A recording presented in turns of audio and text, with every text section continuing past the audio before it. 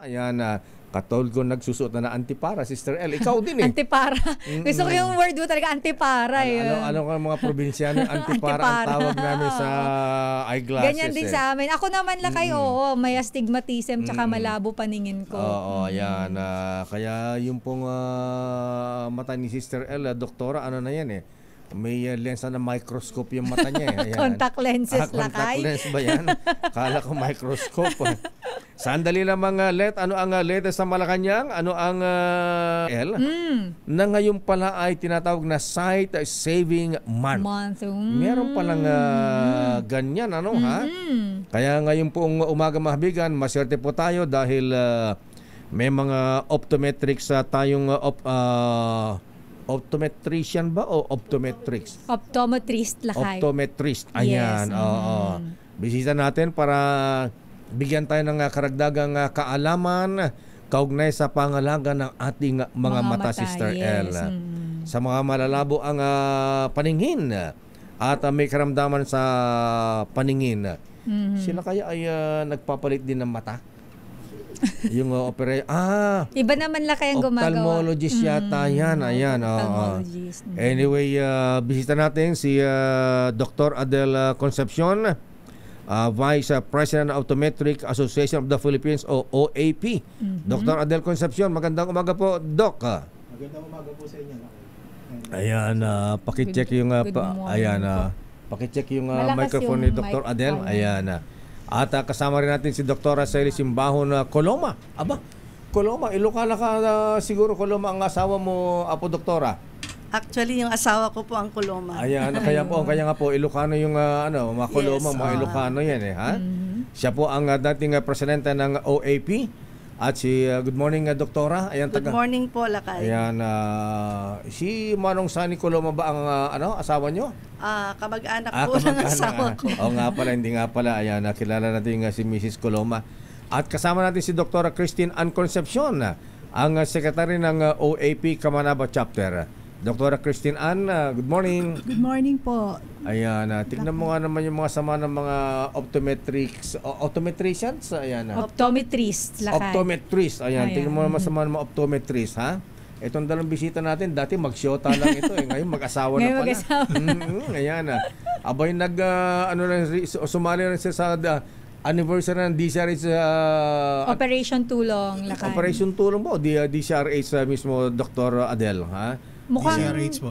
Mukhang DCRH lakay anniversary. Nung, part ng medical mission natin. Yes, namigay sila ng mga libreng reading glasses. Ayan. Tapos check-up ng mata. Ayan, free check-up. Sana, Dok, araw-araw.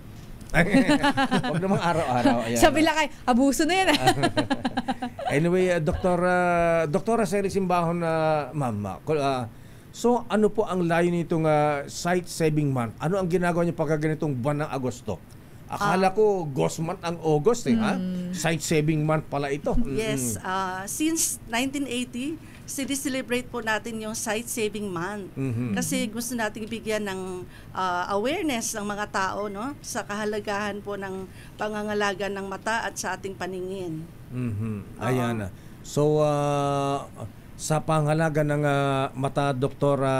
Sally Coloma, ma'am, ano ang unang dapat ginagawa natin? Okay.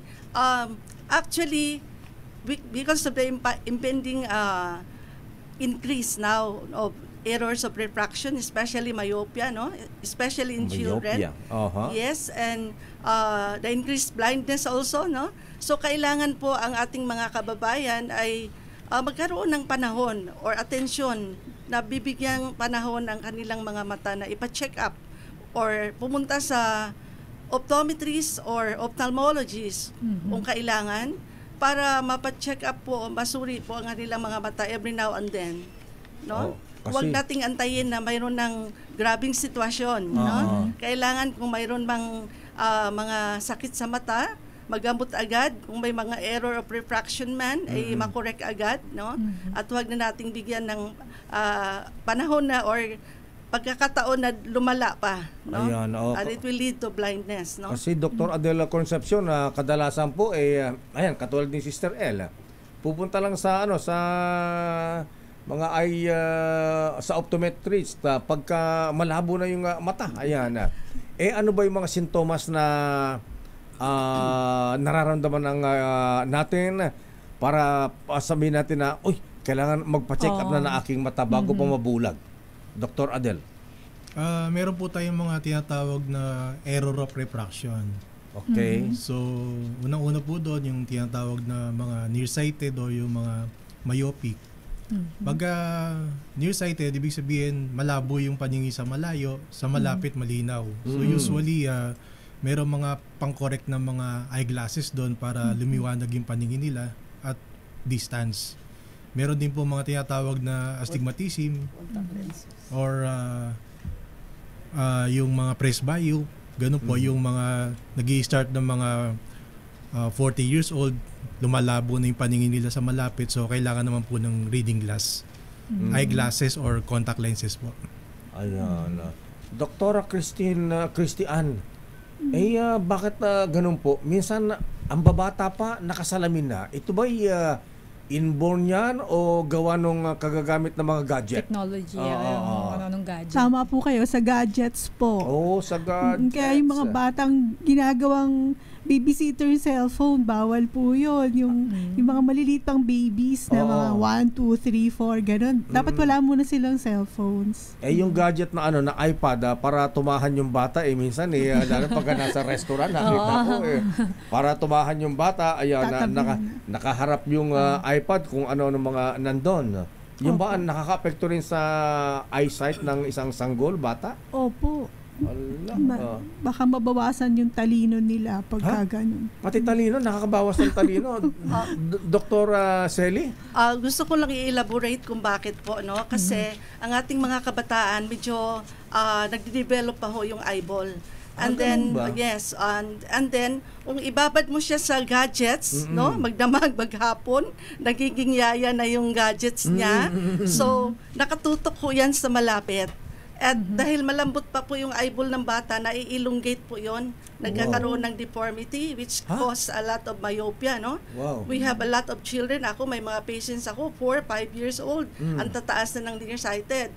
Dahil nakahiga pa yan or nakadapa, no? So, nagkaroon ng deformity ang eyeball, no? At nagkaroon ng high astigmatism, no? Because astigmatism is also caused by deformity of the corneal surface of the eye. So, iwasan sana natin yung mababad yung mga bata sa sobrang gadgets. Mayroon pa kaming mga cases dyan na ayaw tumigil magdamag na naka-gadgets, so naglalaro sa cellphone. Since ayaw matulog, kusot ng mata, nagda-dry na yung mata, mayroon ng isang vein sa mata na pumutok at nagkaroon na ng hemorrhage. No? So tatakbo na sa clinic mo, akala mo kung anong nangyari. Yung pala hemorrhagic conjunctivitis because there is a vein na pumutok dahil sa sobrang tutok sa malapit, sa sobrang gadgets, nagda-dry na yung mata and then na-overfatigue na po yung mga ugat sa mata, no? So, iwasan sana natin yon para hindi mabihado ang ating mga kabataan. Sana ang mga magulang, bigyan nila ng time limit yung paggamit ng gadgets sa ating mga kabataan. Ayan. Tsaka napansin ko, Doktora Selly, minsan yung mga addict sa mga ganyan nakahiga, masama ba yung gumagamit ng gadget, cellphone na nakahiga, mga ganyan? Ano ang proper na paggamit ng para di maapektuhan yung eyesight natin? Yes, dinidiscourage po namin yung nakahiga, nakadapa or wrong posture in reading. Hindi lang sa bata, no, even to us adults, no? Kasi nga po nagkaroon ng deformity yung formation ng eyeball, no? So minsan wala naman siyang astigmatism sa kagagadgets niya or cellphone na nakahiga, nagkaroon na ng deformity. So pag next check up mo, may mataas na astigmatism yung pasyente, no? So nagkaroon po ng elongation or deformity ang eyeball with the posture. So even during elementary days, no, proper posture in reading, tinuturo na po yan. Ay, nga, di ba? Kaya yung makulit na nagbabasa kahit madilim, yung hindi na parang, basta may konting ilaw lang magbasa tapos nagbabasa ng nakaganito. Ayan, nakahiga. Didi-discourage po natin yan. Ayan. Dr. Adela Concepcion, ayan. Ano ba yun? hanggang anong taon na-develop ang eyesight na isang bata? Kasi sabi ni Dr. Selly, nadideform, ayan, hanggang anong years ba bago, parang pagtangkad. Yung parang fully developed na yung mata. Parang pagtangkad ng bata, di ba? Hanggang 18, pagka 18 na, sagad ka na, hindi ka natatangkad. Sagad naman pag 18 na ka. Kahit na uminom ka pa ng isang dram na cherry fur. Tsaka margarine. Tama po yun. During teenage years, nagde-develop pa rin po yung mata ng bata until the age of 24 years old. Oh. Then when they reach that age, nag-i-stop na po yung progression ng eyeball ng bata. Ayan. Sabi ni Dr. Selly na elongate. Paano? What do you mean na humahaba yung cornea or inside the eyeball it's soft, no? Para yung buko na inalisan mo ng shell, no? So malambot ho 'yan.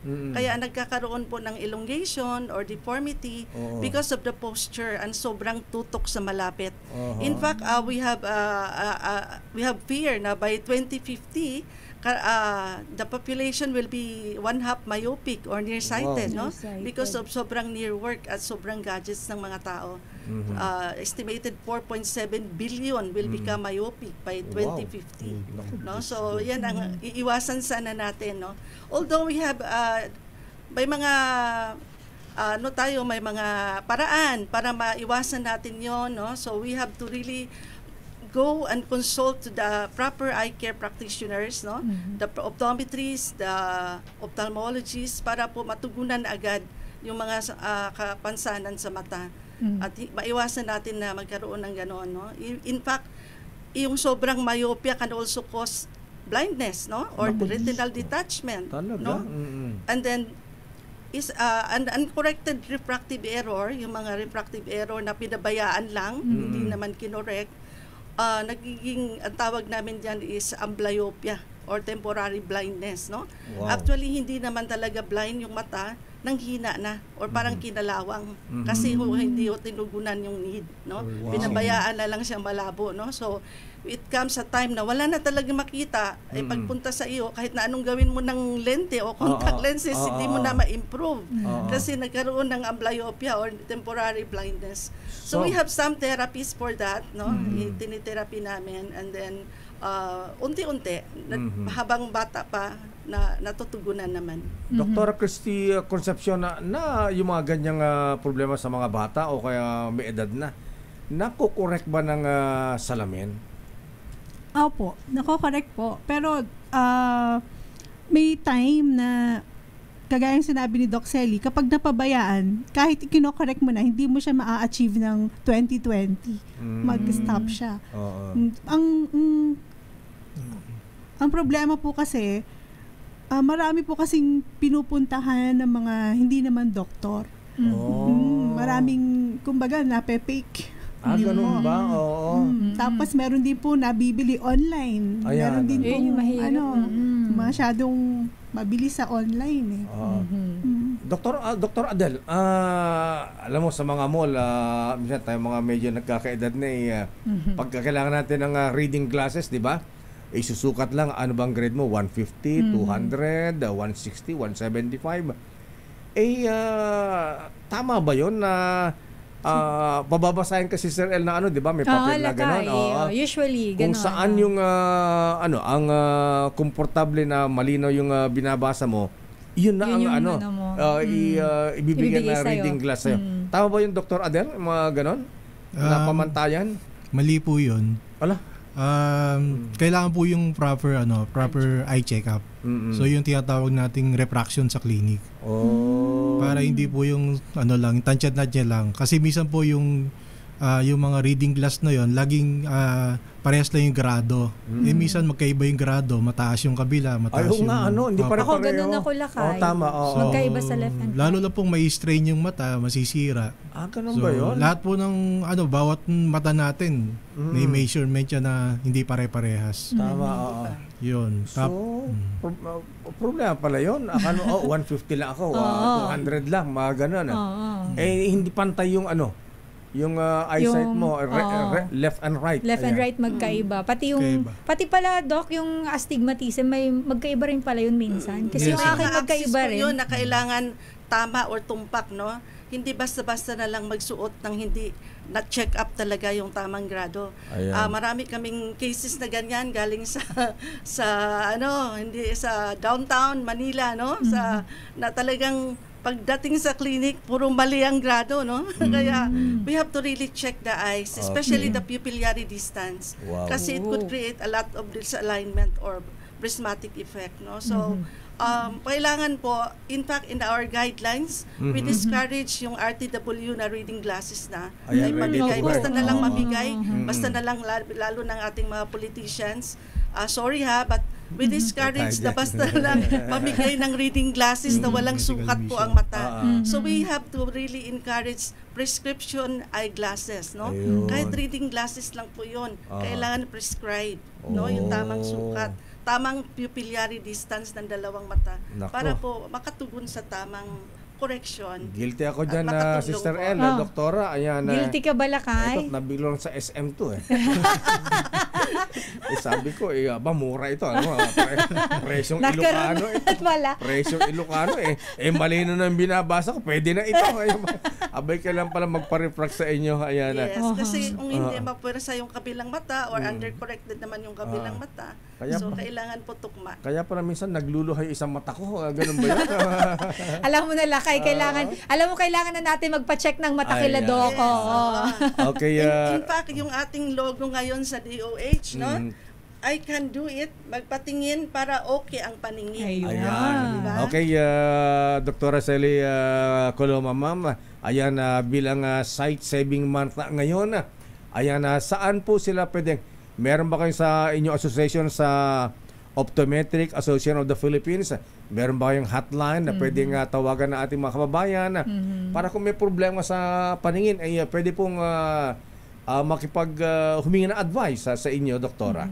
Yes, we can give our numbers if ever. Okay, please. But what is important, no, sa mga ating mga kababayan is pumunta talaga sa doktor, eye doctor, no, yung Eye doctor. competent eye doctor na nag-examine comprehensively sa mata, no. Kailangan po hindi lang basta-basta bumili sa Quiapo. Hindi lang basta-basta yung parang bumili sa downtown na kung ano yung malinaw at malabo, no. Ayan, So tatlo pa really yung binili ko eh. we encourage na you really consult, no. Konsulta sa inyong primary eye care provider sa anumang usapin ng pangkalusugan. Yan ang ini-encourage okay. natin. Pero- So you visit your optometrist or your ophthalmologist. Pero sa mga mall, yung mga tindahan doon ng mga eyeglasses na nagre-refract naman, safe po ang mga Basta yan. doktor po yung nag-check up. Doktor, ayan. Okay. Dr.